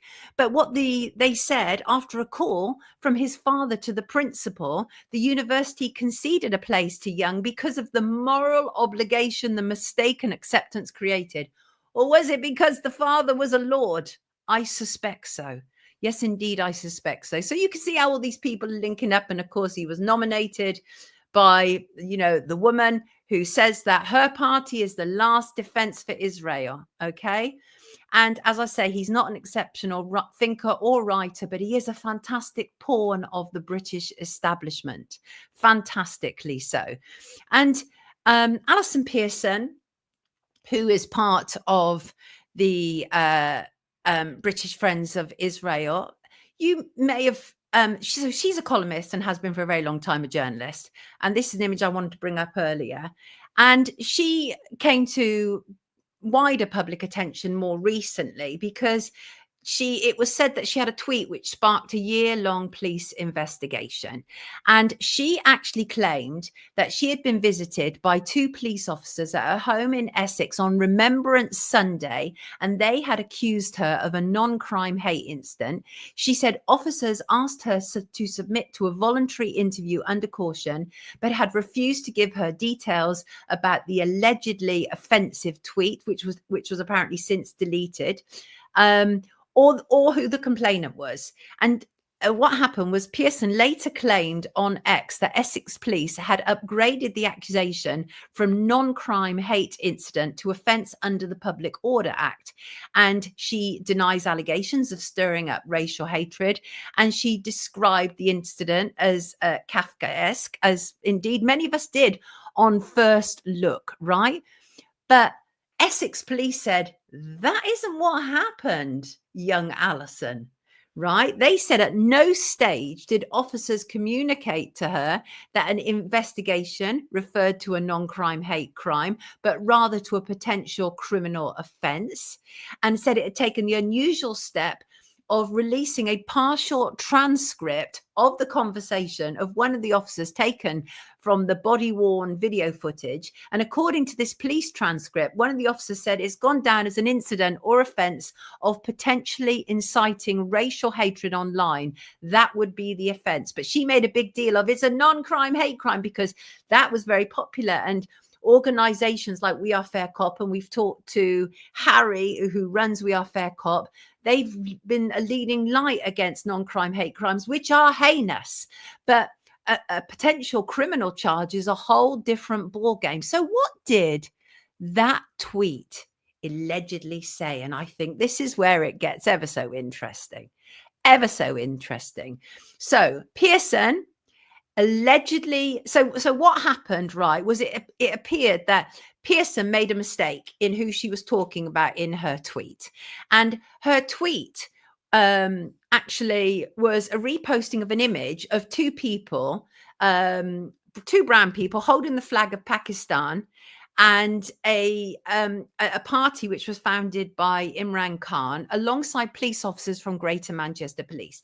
But because Pearson, like Toby Young, is quite unspectacular in what she does, she got it all ass backwards, and it was an absolute pigsy. It was a mess. She got it all wrong. And actually, she wrote a post targeting the Metropolitan Police, who she confused instead of it being Greater Manchester Police. And she confused it with being one of the marches that Toby Young was talking, Richard Tice was talking about taking over London. And she wrote, "How dare they? Invited to pose for a photo with lovely, peaceful British Friends of Israel on Saturday. Police refused. Look at this lot smiling with the Jew haters." And none of it was accurate. None of it was accurate. It was a different police force. It wasn't to do with Jews or Zionists, but she had to shoehorn in this whole thing that apparently lovely, peaceful British Friends of Israel had asked the police if they could pose with them at the march and had been refused. Well, it was a completely different police force, but she tried to do that. And then she made a whole big deal about it. She claimed it to be something that it wasn't. And so what happened is she allegedly confused the flag with that of Hamas and the identity of the police force. What a mess. What an absolute mess. And the thing is, Young, Pearson and other divisive individuals in media on this issue, such as Dan Wootton, all came together to support so-called political prisoner Lucy Connolly. And I have an image because I like to have an image. Let me find it. Let me find it if I can. Let me just see if I've got it here. Oh, I might not have. Let's just see. Yeah, I think that's one. Yeah, here we go. Let's pop that in. And Lucy Connolly, of course, great deal of controversy around Lucy Connolly. Many people believe she's a political prisoner. Others say she's a psyop. And she is a councillor's wife who had tweeted following the outrage in Southport last July, where 3 little girls were killed and others were severely injured by savage maniac Axel Ruder-Cabana. And Lucy Connolly had tweeted an extremely offensive tweet, and she deleted it within a matter of hours, but she was imprisoned, I think, for 31 months. So anyway, big push for that. But this is Alison Pearson talking about it. Lucy Connolly poses no risk to anyone, let her go. And that image is Toby Young, Dan Wootton, Alison Pearson and co, all outside the High Courts of Justice. Police our streets, not our tweets. And again, you can see how they're all moving together. They're all part of the same whole. And I think that in itself is interesting and important to acknowledge, how they get involved in each other's campaigns, as one example. So the thing that brought them pretty much the very first thing really that British Friends of Israel did was the October Declaration. Any of you familiar with the October Declaration? I think I have it somewhere here. Let me find it. October Declaration.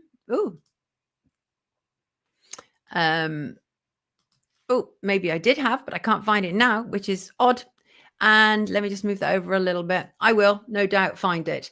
And the October Declaration is important because what happened with the October Declaration was that was the first thing that was formed and created by the British Friends of Israel. So that's Toby Young and Alison Pearson, at the time Laura Dodsworth, and co. And they said, we are a group of concerned British citizens and residents from a wide range of backgrounds and professions who stand in solidarity with British Jews and condemn all forms of anti-Semitism, whether in Britain or elsewhere.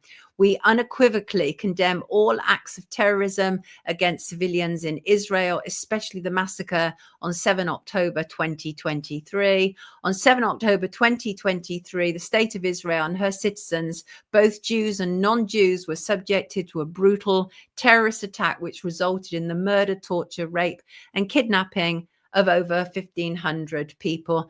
I should point out, not at any stage does the October Declaration talk about how this was a response and reaction to ongoing genocide. No, that is not the aim of the British Friends of Israel. And the British Friends of Israel is extraordinary because what they sought to do was take an event which happened outside of our country and make it an issue for British Jews. It wasn't. But they wanted to make it so because they needed to in order to be able to bring more people on board.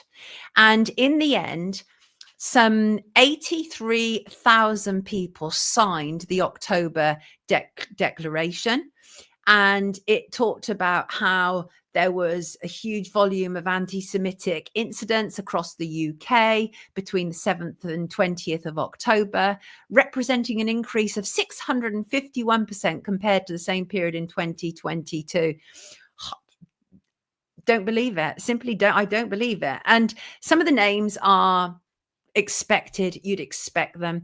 Like, for example, Vanessa Feltz, broadcaster and writer. She's a Zionist and she promotes Zionism on her platforms. And people like Maureen Lipman. I don't know how many times Maureen Lipman has claimed to leave Labour because of their anti-Semitism. And then you have people like Lord David Owen, Tom Stoppard, Sir Tim Rice, Rachel Riley, another huge Zionist on a massive platform. And then you have people like Suella Braverman. Again, she was a politician. She was our Attorney General and a massive Zionist promoting Israel's interests.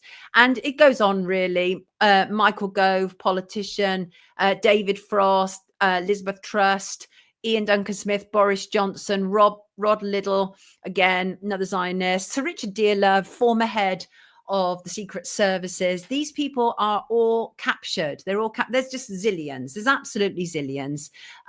Julia Hartley Brewer, I'm sure that won't surprise anybody. She is a journalist and presenter on talk radio, and she is always on the side of Israel and Zionism. These people are not they do not present alternative arguments. They are very much mouthpieces. They are. And then there's people like Konstantin Kissin. He's also on that list. He signed that list. And Sir Jacob Rees-Mogg, Claire Fox, Graham Linehan, Julie Bindel, Belle Mooney. Then you have like the Together declarations, a crossover like Alan Miller from there.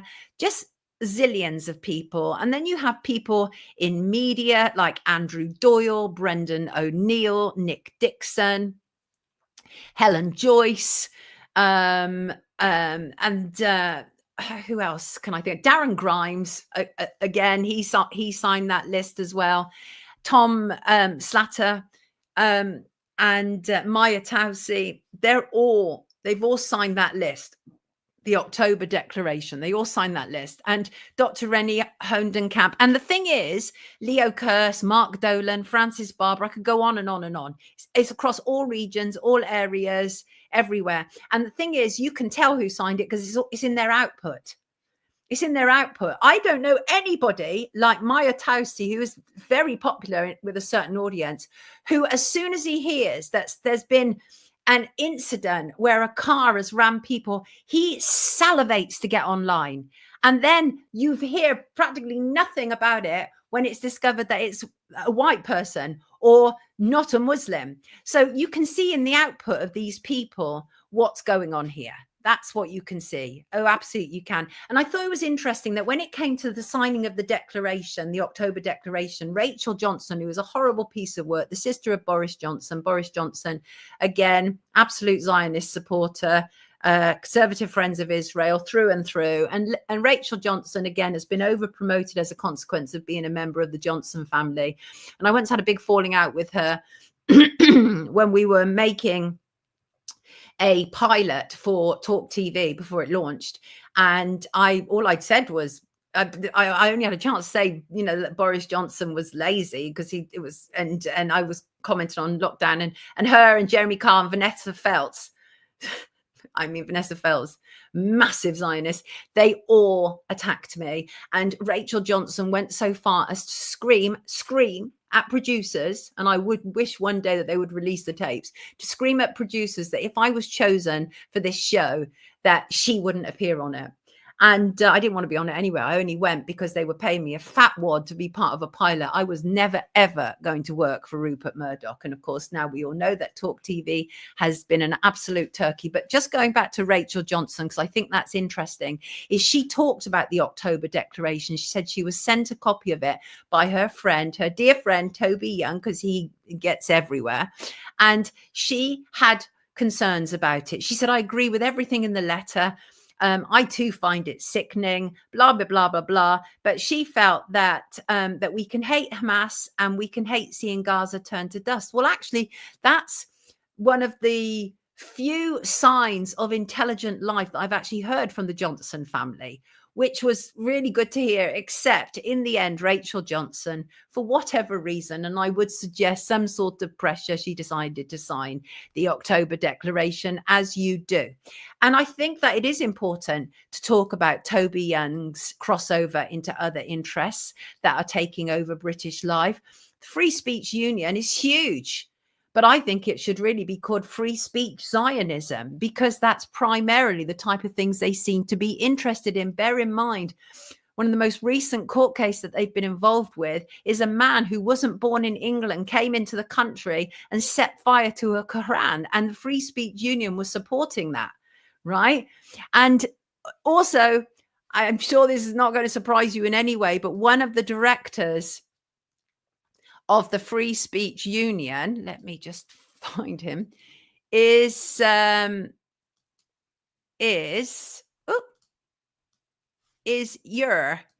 as my Welsh Irish mother used to say. And he is a big fat media Zionist, Douglas Murray, who has so frequently had Palestine derangement syndrome. He needs reviving on the regular. Well, he is a director. Here he is. This is a note where he's saying how glad he is to be part of the Free Speech Union and honoured to be a director. Well, do bear in mind that dear Douglas, a repugnant individual, in my opinion. And I do believe we are still allowed opinions, which is an extraordinary thing, isn't it, in this day and age, given how they're clamping down on so much. And a lot of the so-called people who are writing about sensitive and free speech are very much part of closing us down, without a shadow of a doubt. But let me just bring in this image, because again, I think a picture can sometimes, as long as it's not been distorted, of course, we don't want that. But I think a picture can tell 1,000 words. And I think that this one does, actually, about Douglas Murray. And here he is. Here's Douglas Murray being honoured for his work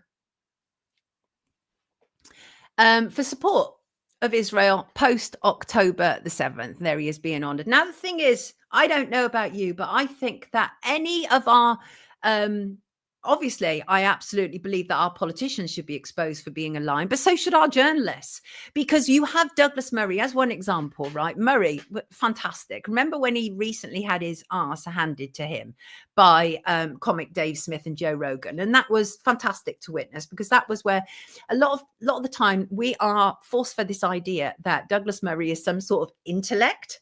And he's not. Actually, Douglas Murray is a gay man who seems to take vehemently against Islam. And I can't blame him for that, frankly, right? I can't blame him for that. But nonetheless, so he's absolutely in the camp of Israel, absolutely. But he had his butt handed to him by Joe Rogan and Dave Smith. And then what he did was he proceeded to go on one Zionist-friendly show after another to talk about, what had happened, and to kind of plead his case, because he'd been such a big fat failure on Joe Rogan. And that included like Julia Hartley Brewer as one example. And so Douglas Murray and what's the other name? Oh, Toby Young. I've forgotten his name already. This is how in real life inconsequential these people are to me, but I realize that they can't be inconsequential because they are influencing so much of our life, and we need to be aware of it and how they are all linking up.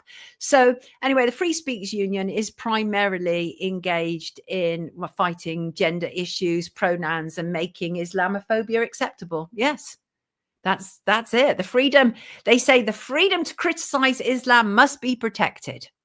And they have a Conservative MP, Nick Timothy, backed by 11 colleagues, brought forward a bill to close what they see as a dangerous loophole in the Public Order Act. And this is after their man, Hamit Koskan, who they had backed and was found guilty at Westminster Magistrates Court of using disorderly behaviour within the hearing or sight of a person likely to be caused harassment, alarm or distress.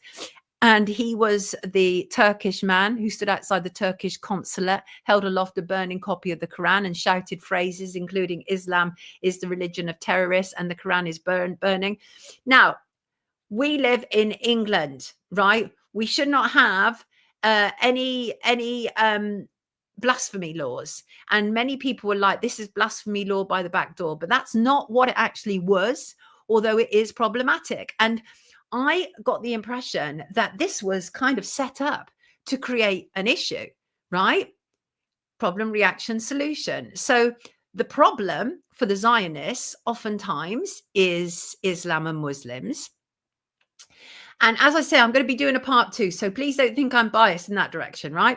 But the problem for Zionists is Islam and Muslims. Okay. And so obviously the Zionists, they need their people on side in media, in politics. And this to me was absolutely set up. Now, I'm not suggesting for a second that the Free Speech Union set this up. What I'm saying was they could not wait to get involved because this was tailor-made, absolutely tailor-made. And actually, it was this man burning the Quran that reintroduced the idea of a blasphemy law. Nobody was thinking about it then before, right? So a man, and it's like, why do you want to do that though? Like, even though we should have freedom of movement, freedom to assemble, freedom of speech, all of those things, and there are obviously laws, absolutely there are. But why do you want to do that? You want to do that because you want to kick off some shizzle, don't you?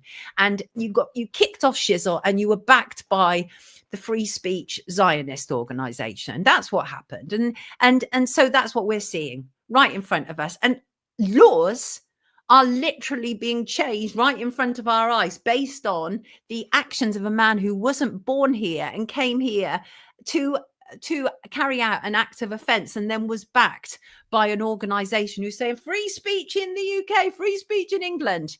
Not having it. And now they've got an MP on board. Okay, so the Free Speech Union paid for Koskin's legal fees alongside the National Secular Society. And they said, we're helping Hamid Koskin appeal his conviction and we're optimistic it will be overturned, but that's a laborious, expensive process, and it would be helpful if the law was clarified so the Crown Prosecution Service stops prosecuting people who protest against Islam or any other religion. But the thing is, I was like, well, maybe the Free Speech Union has stood up for people who have questioned and have financed people who have questioned the power of Zionism. Well, I couldn't find anything. The closest I could find was an article that was written I think on the website of the Free Speech Union. It was to do with Professor David Miller. Professor David Miller was at Bristol University, and he proved that anti-Zionism views are protected in British law. And the most that I've seen is them saying why he shouldn't be prosecuted. But it strikes me that the areas that the Free Speech Union is interested in is something that is very much in accord with Zionism and the demands of the Israeli government. That is my feeling on that. And the media, absolutely, unquestionably, we're captured, no doubt about it. As I say, people like Rachel Riley, Julia Hartley-Brewer, Vanessa Feltz, etc. And we should also be under no illusion that just because organizations are overseas, if they're funding British media, then that is also captured. And one example, of course, is Rebel News. That's an overseas Zionist organization. It funds British people to produce media content. Their coverage is absolutely pro-Israel. One of the guys who works there is a former IDF soldier, and Rebel News has absolutely infiltrated so-called alternative media voices. And some of the Brits who have been financed by Rebel Media include Katie Hopkins, Tommy Robinson, and most recently Sammy, whose surname escapes me, but she was somebody who spoke out about the grooming gangs, and she has been working for Rebel News, Rebel Media too. And all of them are outspoken against Islam and the practices, and they have been useful and willing tools to spread propaganda and division in our country. And So, you know, the thing is that people have for a long time been saying that people like Tommy Robinson and Katie Hopkins are absolutely captured. And I'm in no doubt that they are Zionists. I'm in pretty no doubt at all. And which is why when people say to me, you know, are you going to go to this Tommy Robinson event or whatever? And I'm like, no, I'm not. And one, I'm not a huge supporter of his anyway, even though I can see that there are something, like anything, right? A clock is right twice a day, but like anything, some of the things he says is right, but some of it is just plainly wrong. I once called him out saying he was not interested in child abuse, he's only interested in child abuse that's committed by Muslim men. So that will tell you where I'm coming from on that. And of course, we've known pretty much for a long time that these people have had involvement, and I don't think any of them have particularly shied away from it. Here's Tommy Robinson, for example, in an Israel Defense Forces T-shirt. These things aren't unknown. And Katie Hopkins has been known to attend the Zionist Federation dinner.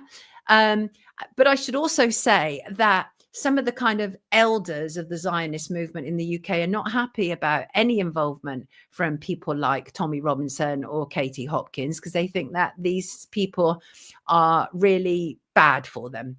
So, and Katie Hopkins these days, I don't hear her so much talk about it, but I'm in no doubt whatsoever that she's anti-Islam. I remember her once declaring that Islam disgusts her.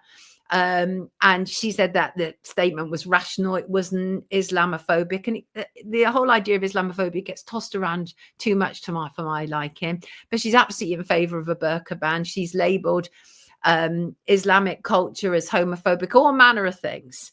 And she's given a speech at the David Horowitz Freedom event when she criticized Muslims. She described London's mayor Sadiq Khan as the Muslim mayor of Londonistan. All of that is very Zionist language. And she's also called for people to fight for your country against Muslims. Again, I don't know where she's at in 2025, but this is her history. And Tommy Robinson's events, when you go to them, the events that he's held, the marches and everything, you look around and it's full of Israeli flags because people there know. So all of these people are influencing us and influencing British life. Now, I will say this in favor of both Tommy Robinson and Katie Hopkins, because I am fair and I know I'm fair. And one of the things that I will say is both of them have been spot on about the grooming gangs. And Katie Hopkins actually spoke about the grooming gangs quite a long time ago. I remember her having a falling out with Simon Danczuk. Simon Danczuk was the MP for Rochdale, and him and his ridiculous wife, Karen, they thought they were kind of like movie stars for a period of time. But Simon Danczuk was really exploring the whole issue of child abuse, but didn't appear to know what was taking place in Rochdale. And on one occasion, he had to kind of mark an event in Rochdale, he had raised the Pakistani flag. And that was on National Pakistan Day on the 23rd of March. And I think that was around 2015, I think. And Katie Hopkins pulled him up about it. And she went in on him. And she said that it was outrageous to raise the Pakistani flag in Rochdale, because as she pointed out, in 2012, 9 men from Rochdale, 8 of whom were of Pakistani origin, were jailed for their part in a child sexual exploitation ring. And Danczuk did that thing that we now know in 2025 that these politicians have been doing. And he was a Labour MP. And he did that thing. And he said about her, I don't think we should beat about the bush here. Katie Hopkins is inciting racial hatred. And that was outrageous. That was a deflection. He was the MP and of Rochdale, which had also, before him, the MP was Cyril Smith, a widespread child abuser. But this was his jurisdiction. Simon Danczuk, I'm not claiming Simon Danczuk hid child abuse. I'm not saying that, but it was fairly outrageous that it was taking someone from outside his constituency to point out that there were already criminal convictions. And he wasn't having it. He was trying to deflect it, saying she's a racist. That's why she's talking about the grooming gangs. But she called him out. And that was, I think, 10 years ago, 2015. And again, I will say this, props to Tommy Robinson. He, again, was somebody who was prepared very early on to call out the grooming gang. So both of them have done that. And that is, of course, we know why, because there's a common reason. But nonetheless, they still did it. And it still needed to be done. And unfortunately, with situations like this, it often takes people who are most impacted or people who can see it. And so two Zionists could absolutely see the impact that Islam and Pakistani men, as one example, were having on British culture, and they didn't like it and they were calling it out. So I just want to say that because I think that is only fair. It's only fair to highlight what they've done right as well as what they've done wrong. But I'm in no doubt whatsoever that they have been, if not now, certainly part of an Israeli lobby to promote Israel and Zionism above and beyond what is going on in our own country.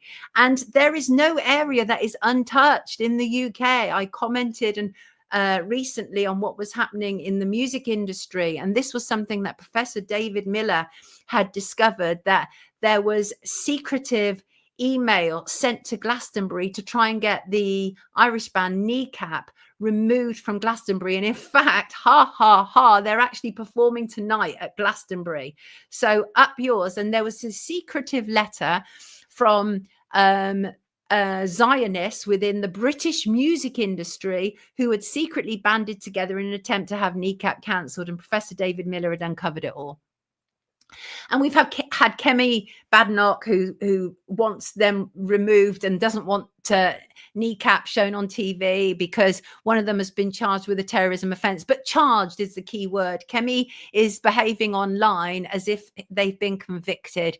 And many people are questioning that charge simply because Kneecap have proven to be a fantastically influential force against what is going on in Israel, against Palestine. And in fact, it was the reason that this all started, and the reason that Kneecap was brought to attention, then the Metropolitan Police started investigating with them, was that they played at Coachella, big festival in California, and they had a sign which was kind of like, F Israel and Free Palestine, and that kicked it all off. It kicked it all off.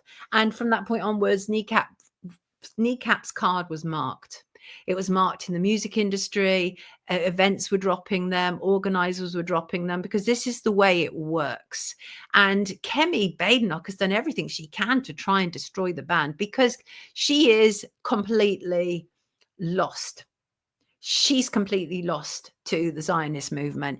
And also, I'd like to point out that all the things I'm saying about politicians is covered in law, because not only am I not defaming them, because it's also factual, but I discovered in the High Court that actually there are a set of laws, and one in particular, where politicians have to be subject to more scrutiny than anybody else. And there is a legal precedent which sets that. So if any of them attempt to sue me, not only will I fight on it being factual, not only will I fight on it being opinion, but I will also fight with law, a precedent that was set that these MPs have to be subject to more scrutiny than you or I. And so what's been happening, what we've been seeing, is a fight back like I've never seen in my entire life regarding Israel. As I say, Israel has literally overshadowed my life, bizarrely. It has been a feature of everyday news. Now I understand, after researching all of this over the last 3 years, I now understand why it's always been Israel, Israel, Israel. And that is because their people are in our media, their people are in our governments, their people are in our law. And these are the realities. And we have to be careful with our law, because the most senior cop in England and Wales, the kind of noises he's making about Palestine action are really concerning. And again, you have to question how much is our lawmakers, our politicians, and our media captured. And I would argue rather a lot, because you only have to look at, for example, who does Alison Pearson write? Well, she writes for the text. So she's just one example. right? There's also obviously Toby Young, and there's, you know, the other people as well. And then they have their supporters making videos online and can't wait to tell you that it was a Muslim or not who just rammed into a group of people. And all of this comes together to create some kind of image, some kind of impression. And in my lifetime, I don't think I've ever known such a hatred of actual Muslims in my own country. I don't think I've ever known that. And that's for a reason. That is organized. That is organized. It's not just what Muslims are doing. It is a small percentage of Muslims who are problematic. You might not like their culture. I don't like lots of cultures. But it is not them who are making all the trouble. Not at all. And when we talk about the Middle East, it is absolutely evident that the biggest problem in the Middle East is the Israeli government, Benjamin Netanyahu and his supporters. Absolutely. But the pushback is on. The pushback is absolutely on. I talked about BDS at the start and why Al Jazeera had made there the lobby. And it was really about BDS, which of course was a great group that was formed in order to be able to kind of like seek boycotts and divestment from Israel. Well, they had an absolute win recently, and that was the COP has announced that it'll implement the motion that was passed at the recent annual general meeting by ending the sourcing of products from Israel. This is a major victory, and we need to do more. All Israeli products need to be removed from shelves. Their influence is above and beyond what is acceptable. And we have been brainwashed to believe things that simply are not true. Simply not true. Israel, if not bribing, has been using its secret services, Mossad, to blackmail people for a very long time. We know that.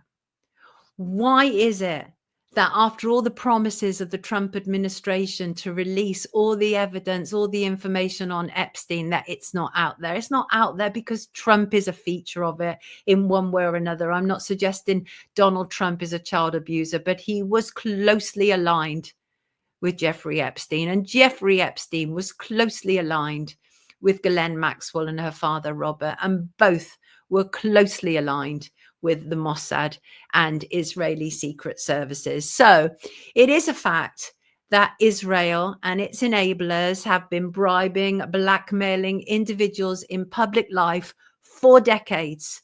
And when they couldn't bribe them, they assassinated them, or at least that is what Marjorie Taylor Greene is now saying. Marjorie Taylor Greene, one of Trump's formerly closer associates, but in the American administration, is speaking out about the capture of American politicians by Israel and by the Israeli lobby.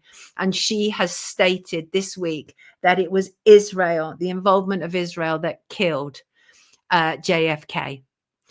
And our laws are being rewritten to put Israel first, to make questioning Israel's government a crime. They want to hide it under the banner of anti-Semitism, but we are wise to that now. It's a trick. They always use it. And those days are now over. I don't care what I'm called. I will speak the truth and shame the devil. And that is what I believe we are dealing with here. And we are being dragged into a war because our politicians are compromised, and they are backed up by a media that is compromised and compliant. Every politician I have mentioned who is in bed with the Israeli lobby is compromised, from Harold Wilson onwards. The power of Israel has been so immense on our nation for decades, and we have right now a once in a lifetime opportunity to finally break that chain. I feel oppressed by Israel. I feel that the concerns of Israel have been uppermost, above and beyond that of my own country. And I'm sick of it, which is why today's wake up is what it is. And the thing is, the first point of changing anything has to be acknowledging it's taking place, has to be recognizing who is operating against us from within, and be absolutely aware that these people are operating against us. It is Israel first, and any politician involved is carrying out an act of treason. They are traitors, and the media handlers are propagandists. It's important to know thy enemy. And that is what I wanted to say today. And I think I've just about said it all. And I don't claim that that is everything that has ever been said or done in the name of Friends of Israel or Zionism. Absolutely not. It's in many respects an overview, so that people who are not familiar with this topic might not go, oh, is this anti-Semitism? They will be able to see beyond that. We have to get beyond that.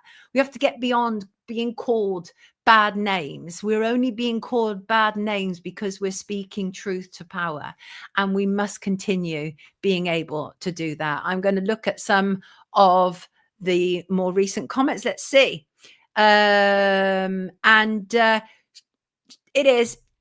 Wait, Sean Ward, that's not my Sean Ward, is it? Some people here are worried that I'm going to get myself suicided.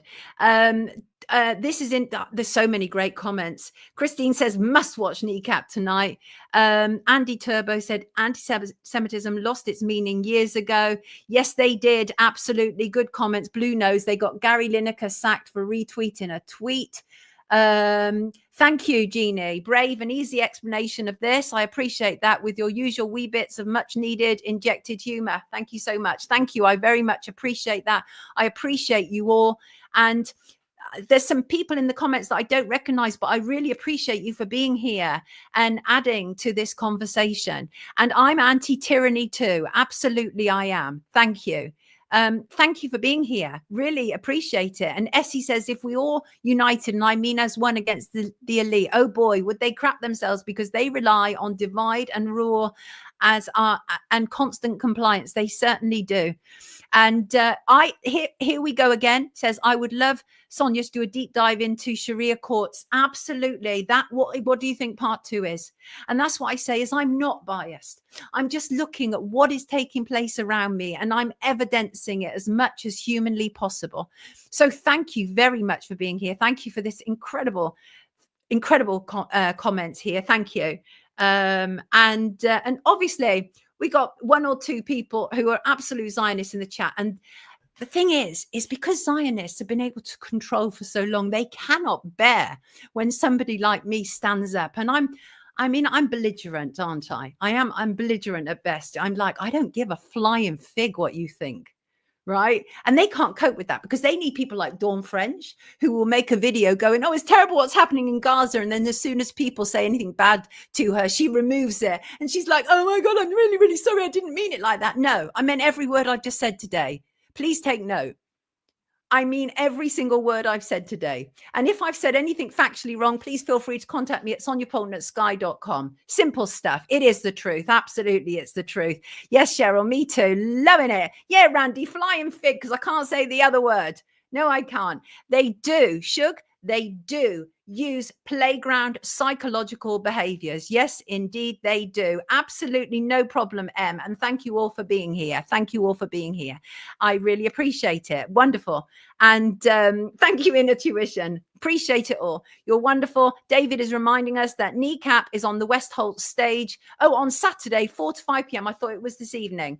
Got that wrong. Do you like belligerent, Shin? Do you? Co-op is great. Yeah, we need more now. We're an empire now. We act to create our own reality. I want to read this from Gaslighting Gilligan, who has been a regular guest on the show and will be again. Let me just, oh, actually, no, I can't read it if I put it up there. Let me see. We're an empire now. We act to create our own reality. And while you are studying that reality, we act again.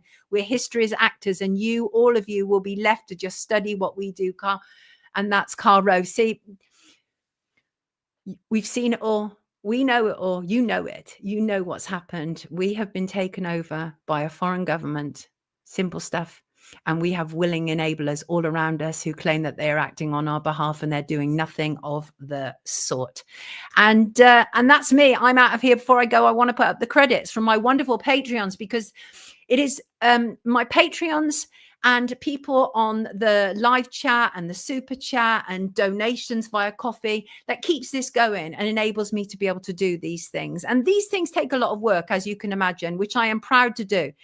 And I proudly stand behind this. So I just, before I go,